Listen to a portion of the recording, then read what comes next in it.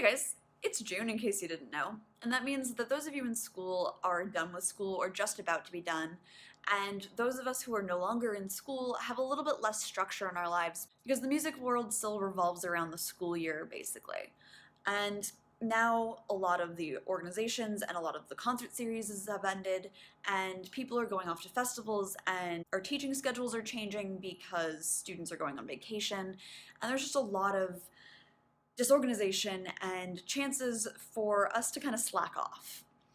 And you're probably looking at me like, hey Robin, there are festivals. And yes, festivals are great, but not everyone does them, and a lot of them aren't a full summer. A lot of people only do one or two festivals, and that means that they could only be gone for a week to maybe a month, depending on the length of the festival. And yes, you have that great intense week, but what do you do around that? I used to find that I was incredibly unmotivated and incredibly unproductive in the summer. And as I got older, that was something that I really tried to rectify. And a lot of you are looking at me like you're the girl who played 365 different videos last year. And yes, I did. But that motivation and that dedication came from somewhere, and it came from an active awareness of the fact that I don't tend to practice if I don't have something I'm working towards.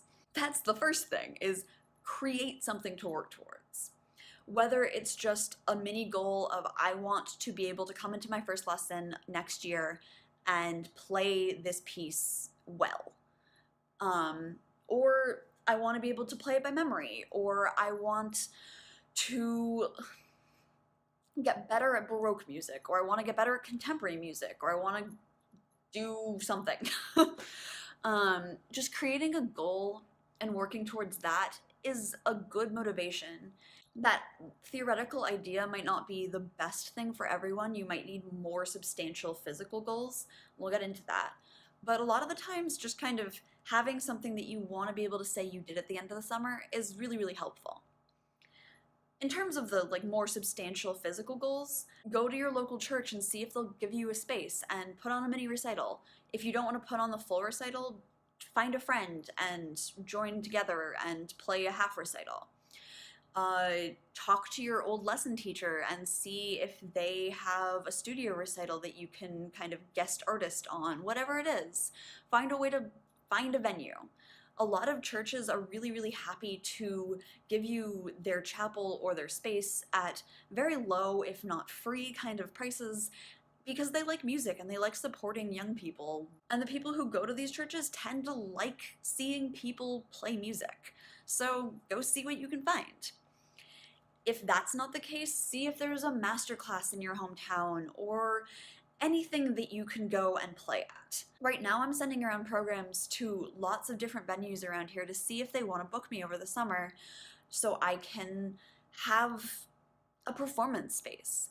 And yes, I'm still doing all of these other projects, but summer still feels like this time where I don't have things happening and I have to create them. And there's nothing wrong with creating your own opportunities. In fact, it can be very, very helpful, and it can help you once you're out of music school, because quite honestly, that's what I do for a living now.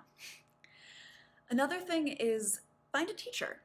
If you happen to live where you go to school, you can see if your college professor wants to give you a few lessons over the summer. Not necessarily every week, maybe every other week or just once a month, but kind of check in, get some lessons, maybe work on some things that you don't get to do most of the time over the school year, and just kind of have that structure-ish, with still some time to go have fun.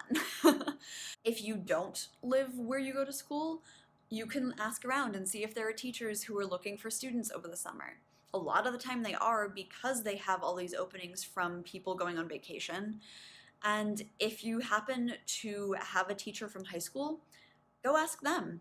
I'm sure they'd love to help you out for a couple months and get to hear how much you've grown.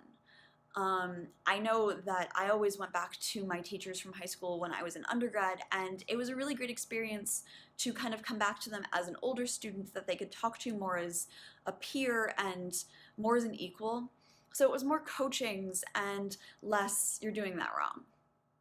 There was a lot of that, but it's still Going back to your old teachers is never a bad thing as long as you have a good relationship and they were helpful for you. And the last thing is, if you are going to a festival, don't slack off when you get home.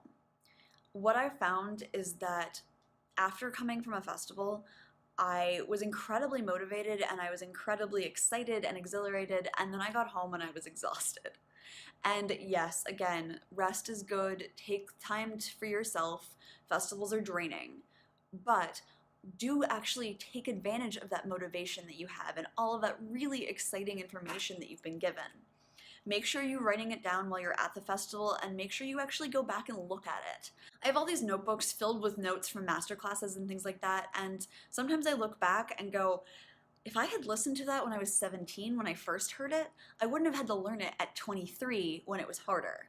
So do actually take advantage of the information that you're given by these people. These are all really obvious things, I think, but we kind of forget it in the excitement of, I don't have school and I get to see my friends and I can actually like not have a rehearsal every 4 seconds. But sometimes that having a rehearsal every 4 seconds is what makes us better and what makes us motivated to practice. And when it goes away, it's hard to get yourself to practice. If you have to, make yourself a quota.